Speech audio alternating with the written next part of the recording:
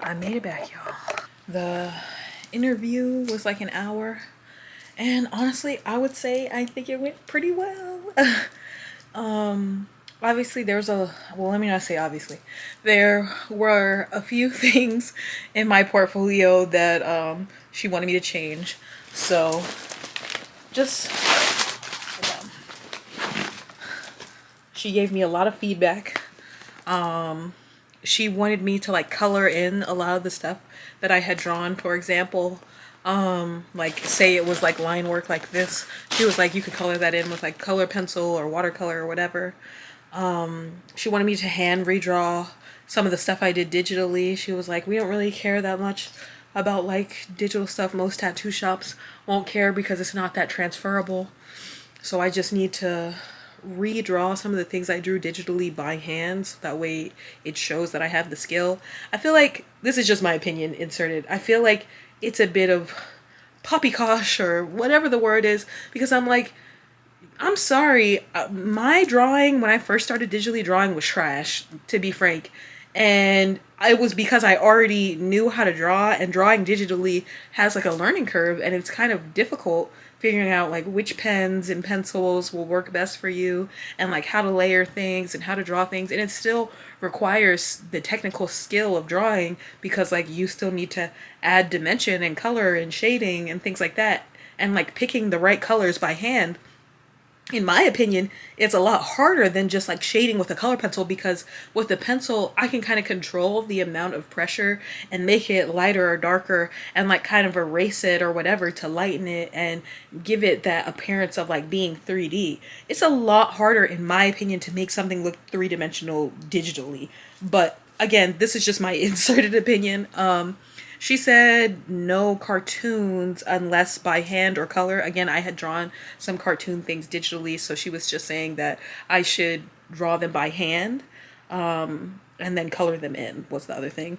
No small lettering. There was a few things I had labeled, like I had done all like the birth chart symbols, like Mercury, Mars, Venus, etc.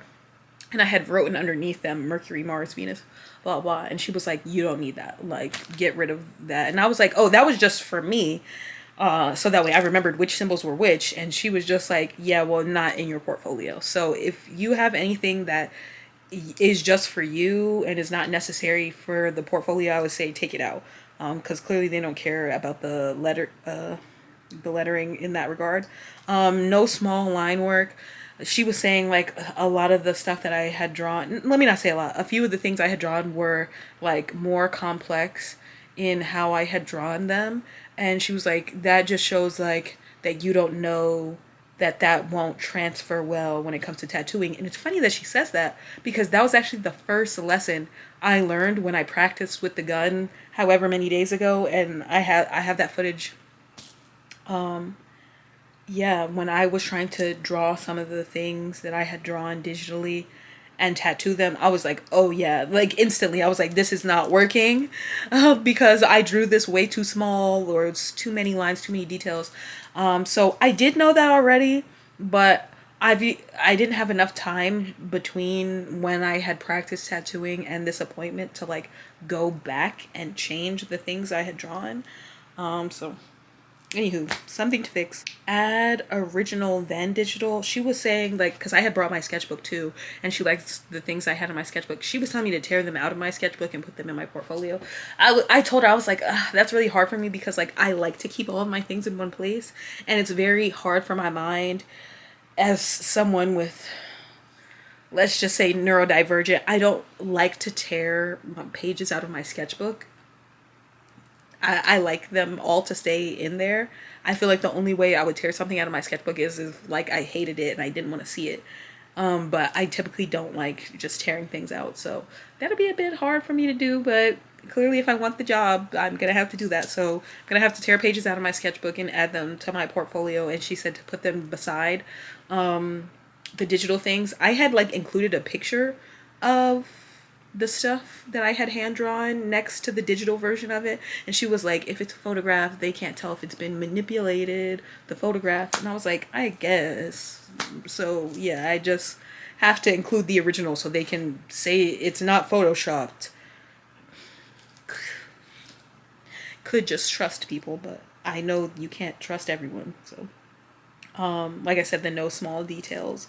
Um, she said to get rid of my frog drawing. I had shown y'all when I flipped through my portfolio because the duck drawings were right on the other side, and she was like, you just need to pick one because it was basically the same type of thing. I just happened to like the frogs. I guess she just happened to like the ducks more. So whatever. I'm anyway. Uh, get rid of some of the angels I had drawn. I had drawn a lot of those like biblically accurate angels. And I want to say like maybe 5 of them. And she was like, yeah, you only need 1 or 2 because it's basically showing the same thing. And then she said to just, the one thing she would change about them also is for me to redo them again, hand draw them instead of digitally, and then to shade them in black and white. So that's the next thing I have to do. No hearts. Oh yeah, she didn't like one of my drawings I had done with like hearts with spikes on them, so I'll take that out. She said to make stuff bigger. Yeah, I was drawing kind of small. Like, just to be quite frank, like that was an honest critique. I even was like, dang, this is kind of small. The worst part is that I knew it was small, so I had made them bigger, but clearly it was still not big enough for her. So I was just like, oh yeah, I did try to make them bigger, but I can make them biggerer. Honestly, the part I feel worst about is just thinking about the stuff I'm gonna have to reprint because I'm just like, dang, like I feel bad using up all this ink and all this paper, these poor trees. But I do know how to recycle paper because I have been learning that at my other job, but I don't know that that would be easy to draw on. So anywho, get rid of non-tattooable drawings. Yeah, some stuff I put in my portfolio, not all of them would I tattoo or did I think was worth tattooing. I just was trying to show my artistic abilities, and she was like, yeah, if it's not tattooable, just take it out. So that's fine. She took out both of my tramp stamp drawings. She didn't really care about them, so she was like, get rid of it.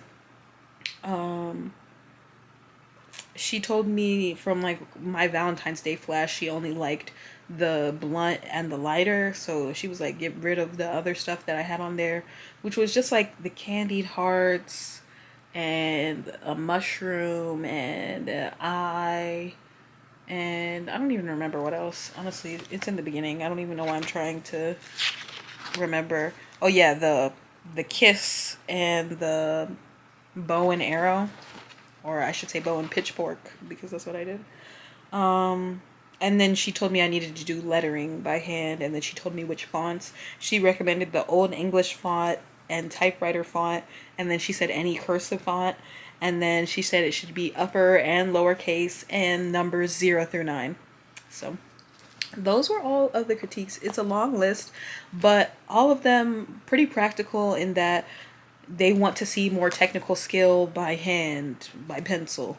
They want to see more stuff colored in.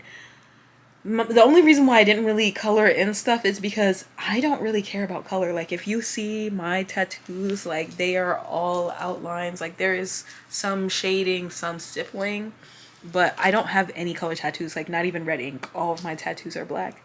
So that's why I was like, I don't really care about color. I don't really want to tattoo color. Not because I don't think color is cool, but if I was to tattoo color, it would be tattooing an outline tattoo in color. Like if I did this in red or orange or green, like not as in like I'm manipulating the colors. I don't know. I obviously should learn how color and color theory and shading and things like that. And she was talking about that that's a part of an apprenticeship anyway. It's just not what I want to tattoo. So that's the real reason I didn't include it. Not because I can't color or I can't shade. I can, I just don't care. Even some of the stuff that I've drawn, like I've done charcoal stuff, it's literally still in gray and black and white. So that's just personal preference. But if somebody came and wanted to tattoo for me and it was like some colored in Sailor Moon, I'd be like, you've got the wrong guy. Like, I'm not, that's not me. But But anywho, she told me that once I made all of these changes to my portfolio, that I could come back and she would look at my portfolio again. So I guess we'll really just see what happens then. But so far, I'm pretty happy with how today went. I was really anxious and like nervous. I was like, oh my God, I don't know how this is gonna go. What if she hates everything? Blah, blah, blah, blah. But she was really nice. I feel like I got lucky in that department because obviously many people have different experiences when they take their portfolio to a shop. But I would say she was really kind and really understanding as that this was my first time and my first try, and just that I don't have an art career background and just things like that. Like I feel like she was very understanding of where I was. She wasn't like, oh my God, how are you not completely 100% prepared and have a perfect portfolio for the very first time that you're coming to a tattoo shop asking for an apprenticeship. So yeah, she just told me whenever I made these changes that I could come back. And it's 555 right now, so oh. Um, but I've been drawing like nonstop for like the past month, so I think I'm gonna give myself the rest of the evening off. It's like I said, it's already 555. I think I'm gonna chill the rest of the evening, and I guess I'll get back on the drawing grind tomorrow.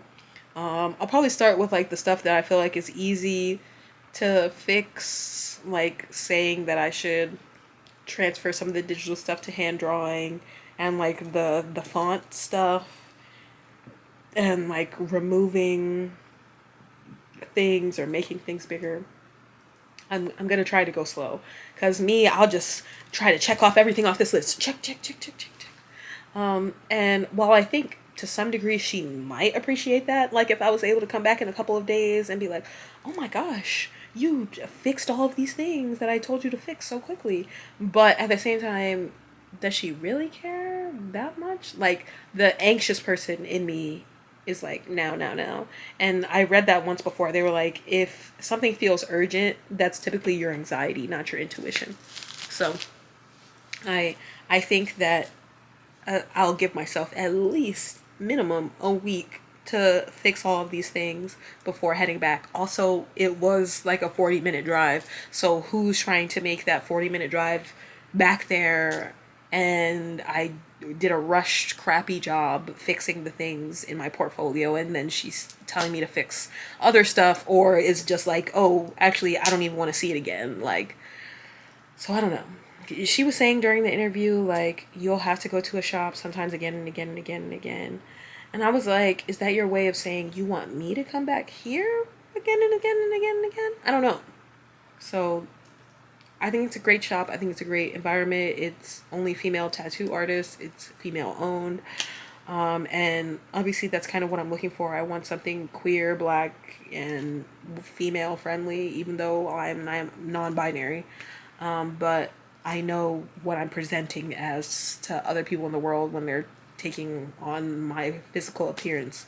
So I just want to make sure that I'm in a safe environment and space that is fostering me to grow. And also it's very important for me to have like that community. And I said that to her when I was on there. Like, I've worked in environments where it didn't feel very community and it was very independent, and that was fine at first, but eventually you get to a point where you're like, no, I think I would like to be friends with the people I'm spending all day with. And it's a lot different when you just happen to work independently, but you would be friends with these people, versus you're purposefully not friends with these people because you would never be friends with these people if you didn't work together. So I'm putting my manifestations out there of trying to find this safe creative space. And you know, she did tell me a few things about what an apprenticeship there would look like, in the sense that it would be around 2 to 3 years. And she said for the first year I wouldn't even like touch any tattoo stuff in that regard, like no fake skin or fruits or anything like that. She said that would be like year two. And that the first year would just be focused on cleanup, so that way, you know, I'm good at sanitation and stuff like that, and you know, answering the phone calls and emails and things like that. And that's kind of expected. Like I knew that going in, and obviously unpaid, which I also knew that going in. But yeah, I don't know. Hopefully one day when I'm a tattoo artist and I am well established and someone is asking me for an apprenticeship, I personally would at least pay them something. I don't know, the minimum wage. It depends, obviously. Like, if I owned my own tattoo shop, I would like to think I would give them at least minimum wage. But if I was just an independent artist, obviously that would depend on how much money I was making. But if I'm making good money, I don't see any problem paying the person who is basically being my lackey for the next few years. Because I think that's the one thing about like apprenticeships that bothers me, is that like the expectation that you have another job and are also still working yourself to the bone with tattooing. It's like, dang, that kind of sucks. Like, I gotta waitress on the side or whatever, on be a barista on the side, whatever, because that seems to be the most common. And I'm sorry, other jobs are not that understanding also. So you can't just be like, "Oh, sorry, I can't close tonight because I need to go work at the tattoo studio and the tattoo studio also closes late." Your server job is going to be like, "F you, I'm going to find someone who can work the closing shift." So, I don't know. Obviously, if you can find a job that's mostly in the morning, then that's great, because most tattoo shops are not open in the morning. And a good amount of them are not open on Mondays or Tuesdays, like just those earlier days in the week. But yeah, overall, I would say it was a pleasant experience, even though I was anxious. And obviously, like, I feel like there's something about like tattooing where like the people seem intimidating in general. I mean, they're literally working with needles and stuff. So I don't know if that just, and they're tatted up.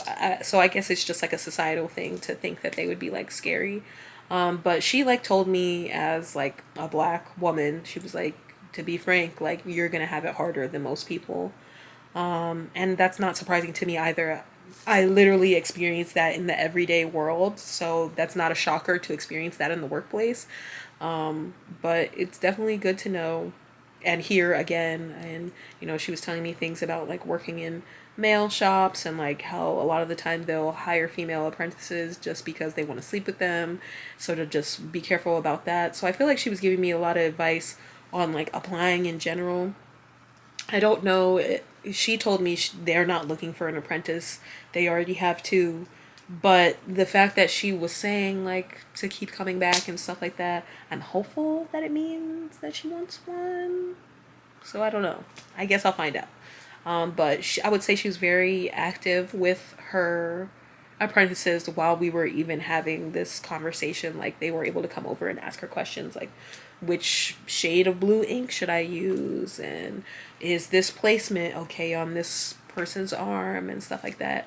And I really appreciated her like being directive in that way, because I feel like that shows me that like I can be open to, if I was to work for her, asking her questions and asking for help without feeling like, oh, maybe I should know this already, because I'm sure those apprentices have been working there for months and they're still asking her these questions.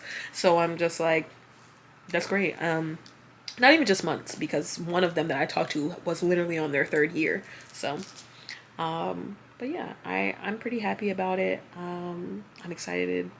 I feel like that's always a good sign for me when I feel excited about something. This definitely feels challenging because it's a bit of a learning curve with switching from like STEM to the arts. And don't get me wrong, I feel like I have transferable skills in them. And obviously, I have people skills because I have been a waitress and a host and worked in retail and in fast food and all that stuff. So, like, my people skills, I'm not worried about. And that was like the main thing I feel like she was trying to emphasize. She was like, yeah, you're really going to have to talk to people. And like, sales is half of the job. And I was like, girl, that's not the part I'm worried about at all. Don't get me wrong, I know people can be annoying, so I understand why that might be the most annoying part of the job, but that's not the part I'm worried about. But anywho, I'm finally going to eat. I literally did not eat because I woke up and started drawing, started printing out the stuff for my portfolio, got dressed, drove all the way over there, went and got that stuff straightened out, and then stopped and I picked up a sandwich, and now I'm finally home, and now it's 6:03 and I'm sitting here like, it is basically dinner time and I haven't eaten all day. And not that this is like the first time or surprising thing that it happened. I'm just like, dang, I've just been like on go and honed in. And so it feels like now that this interview is over and now that I have this feedback, like I can almost breathe again. Like, how relaxing.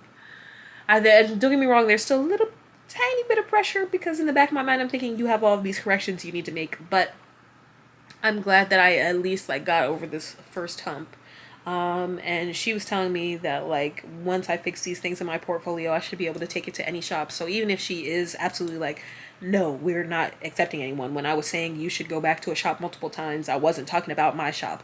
I will still have a portfolio that's ready for other shops, so I'm happy about that. And she also recommended the same thing about going in person, even though I did email her and she did reply, but she was like, not every shop is going to be like that, because she was like, we get emails all day, every day.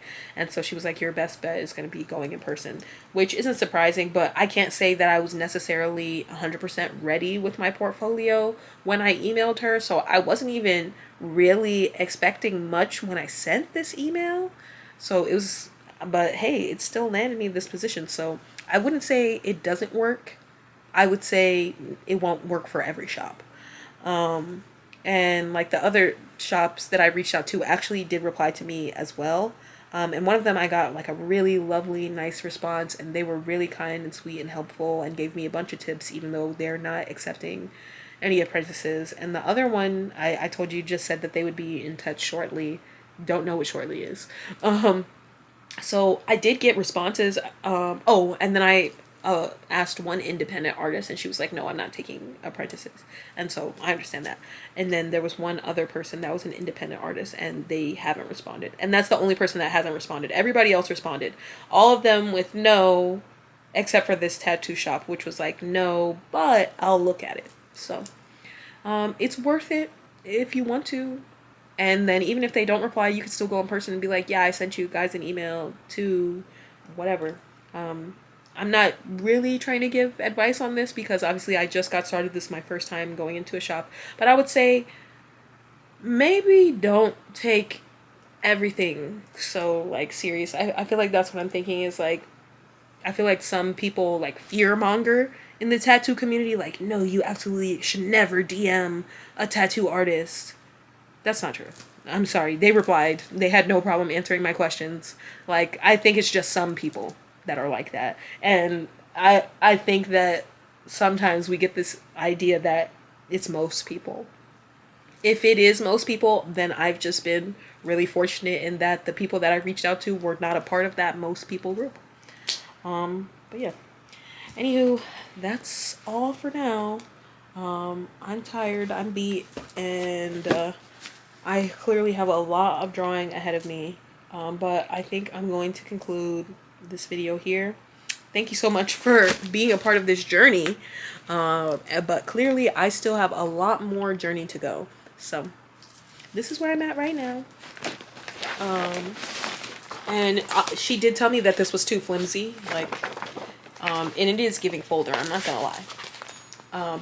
But at the end of the day, she said it was memorable because of the strawberries. So pluses and minuses, but they want like hardcover. So that is the one advice I can say is do hardcover. But I literally got this from the dollar store. So, but yeah.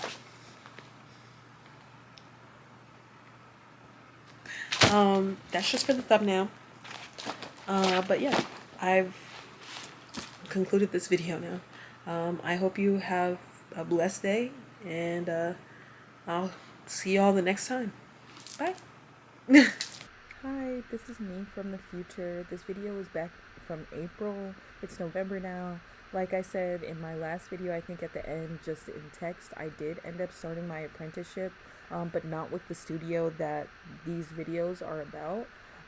While I appreciated all of her feedback and I did take some of it into mind and worked on some of the things she said, I actually ended up not changing as many things because upon like talking with other people, I realized like maybe she was being a bit harsh or overly critical about my portfolio, and that was like more so her personal opinion than like the actual truth. I feel like I found an apprenticeship where they ended up valuing my art as it was and could see the potential in me as an artist without me having to do these very specific things that were being asked of me. I am still continuing to work on my portfolio in my apprenticeship, just to try out the different tattoo styles. But as far as like the art that I already had and showed, my current mentor loved it, and she said that. So I think that sometimes you have to like jump around and try a few different shops. I still value the feedback that I got. And it was really important for me to find like a woman owned tattoo shop, but I am now under a black woman, and obviously as a black woman I feel like that ended up being the better path for me. I think I realized that like just because someone is a woman doesn't mean that we have everything in common or see things quite the same.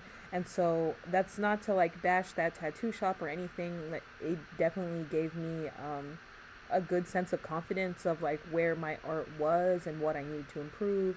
And it gave me like the experience of what it's like to interview at a shop. So I really appreciate this part of my journey, but it actually ended up being the studio that said that they needed some time to be back with me shortly that I ended up going with. And so by not rushing my process, I ended up at a studio and with a mentor that I actually wanted to be at and work with and isn't 40 minutes away. So I would say like that kind of falls into manifesting. And if you know what it is that you're looking for in a tattoo apprenticeship, you know, try to write that down and try to circle in on those shops, and you might just get lucky. And I don't think that this was a matter of luck. I worked on my portfolio. I reached out to a bunch of studios. I talked to a lot of people. I got a lot of feedback. I improved things, you know. But I think it also is like a timing thing. Like my mentor just so happened to have an opening for an apprentice at that time. Not every shop that I reached out to had that. And so, you know, even if you just stay on their radar, like, okay, like this person is very interested, you know, you might be able to come back a couple months later. Because, like I said, I applied for this in April. I didn't end up starting to work in the studio I'm working in now until October, and not like consistently and officially until November. So just give it some time. And I think like not applying any rush on this journey is like what has made it better. And yeah, you can follow me on my social media, which is usually in my bio, to stay up to date presently with my tattoo apprenticeship, because I post more like short form content of like what I'm doing presently.